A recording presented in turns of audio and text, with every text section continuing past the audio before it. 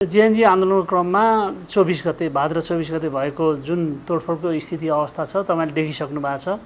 हाम्रा भौतिक संरचनादेखि यातायातका सहरी साधनदेखि भएका फर्निचर कम्प्युटरहरू नष्ट भएका छन्। त्यसका बावजुद पनि हामीले 27-28 गतेबाट अस्थायी रूपमा हामीले आफ्नो कार्यालयको सेवा प्रारम्भ गरेको अवस्था छ।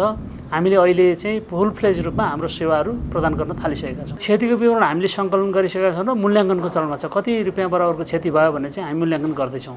पुनर्निर्माणको सवालमा नेपाल सरकारले पनि एउटा ठोस नीति ल्याएर अगाडि बढ्ला, एउटा पोलिसी नै केन्द्रीय पोलिसी नै बनाउला, त्यसका आधारमा हामी पनि अगाडि बढ्छौँ।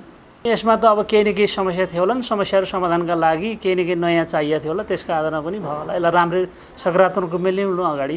जिएनजीले भन्दा पनि जिएनजीको नाममा लुटपाट मचाउने तोडफोड गर्ने काम चाहिँ अरू मान्छेहरू चाहिँ घुसपैठ भयो भनेर जिएनजीका उमेर समूहका जुन समूहका भाइ बहिनीहरू हुनुहुन्छ उहाँहरूले पनि स्वीकार गर्नुभएको छ र बाहिर हेर्दा पनि घुसपैठ भयो भन्ने छ। त्यसलाई त अब एउटा आयोग पनि छानबिन गर्नका लागि उच्च स्तरीय आयोग बनाएको छ।